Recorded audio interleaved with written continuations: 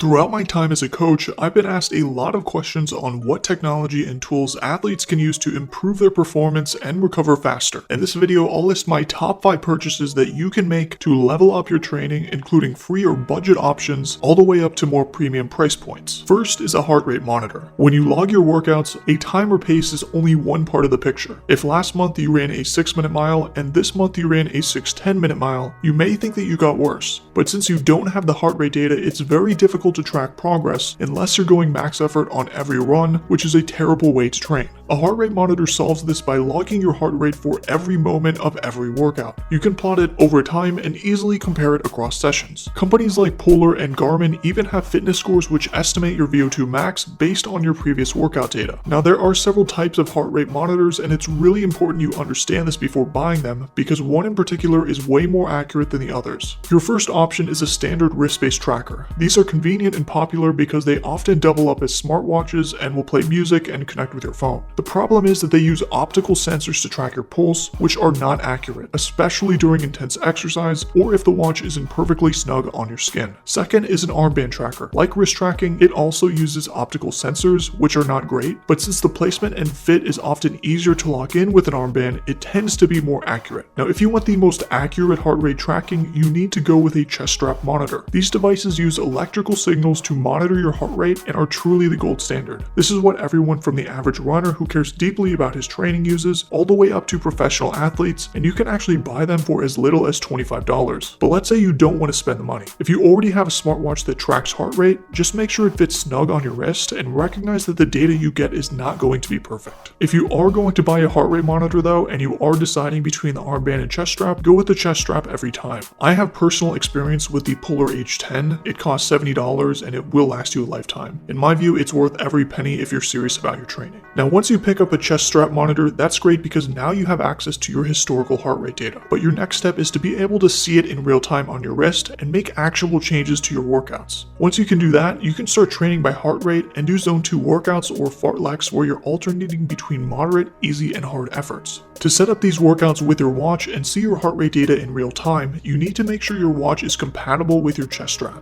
My experience is with Polar and the Polar Flow ecosystem, which allows you to see your historical data and also syncs with Strava, Training Peaks, and other apps. Garmin is the other major player in this space and does many of the same things. In terms of pricing for these watches, it can range significantly from $100 to $700. At the cheaper end, you get the basics, including the ability to change music, log workouts, and track steps.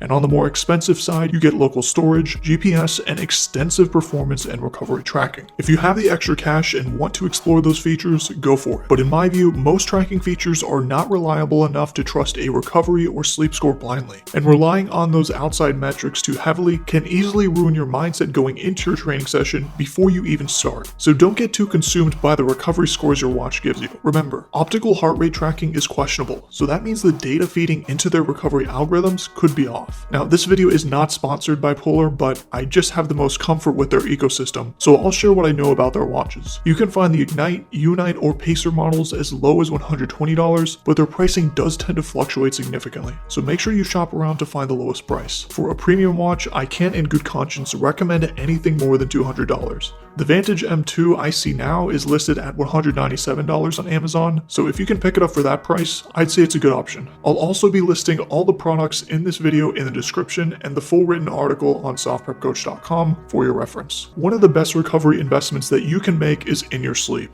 and these 2 purchases I'm about to mention are ones I don't hear anyone talking about, so listen carefully. The basics of good sleep hygiene are all free, aiming for 8 hours of sleep by keeping your room dark, cool, and avoiding phone screens immediately before bed. All of these set the stage for the good restorative sleep you need and which is crucial for muscle recovery and overall well-being. But let's say you're already doing those tips. The next 2 steps you can take are to evaluate your pillow and mattress. If yours are uncomfortable, you can spend as little as $50 on each to make a massive improvement in your recovery. Now, when it comes to pillows, there's all different kinds. They cater to different sleeping positions and personal preferences. I'll leave you to do that research yourself, but the basics are this. A good pillow will support your neck and spine alignment, which is important for preventing pain and stiffness. tightness. And memory foam pillows, for instance, will mold to the shape of your head and neck, providing you more tailored support. And when you spend 8 hours of your day with your head rested on your pillow, it's really important to make sure yours is comfortable. Now, let's talk about mattress toppers. What a pillow does for your head is what a mattress topper does for the rest of your body. It's an additional layer of cushioning that can be placed on top of your existing mattress. It's a great way to cheaply and quickly improve the comfort of your bed without buying a whole new mattress. And they come in various materials like memory foam, latex, and down. Here's a high quality pillow and mattress pad which I found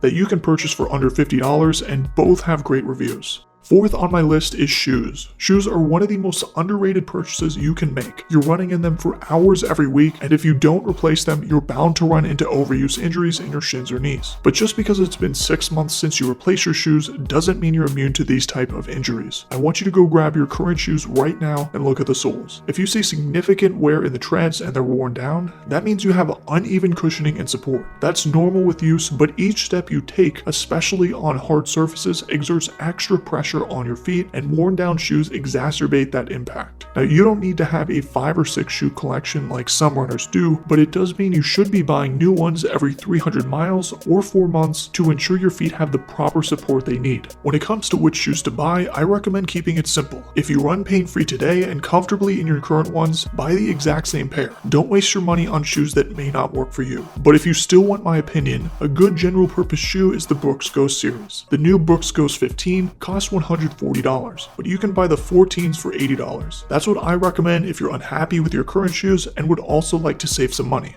Now let's talk about recovery tools. A lacrosse ball and foam roller are inexpensive but incredibly effective tools for self-myofascial release. Now, I am very clear that my position on stretching and injury prevention is that you should get as strong as possible through a full range of motion so that when you do enter a compromising position, you've trained with resistance through that range of motion and you'll be able to safely maneuver out of it. So first, if you're not doing hard resistance training through a full range of motion, start doing that now. However, when you're training hard, it is normal to experience muscle tightness or soreness that may need addressing in the future. And while stretching has its place if you have limitations in your range of motion that you need to get into today, in my experience, 90% of the time, targeted use of a foam roller or lacrosse ball in conjunction with strength training will more effectively alleviate these issues. Very quickly, let's run through 3 common scenarios you can use a lacrosse ball or foam roller for to enhance your training. First is for lower back tightness. This is a frequent one, especially for those just getting back into deadlifts or for those who are sitting frequently for work.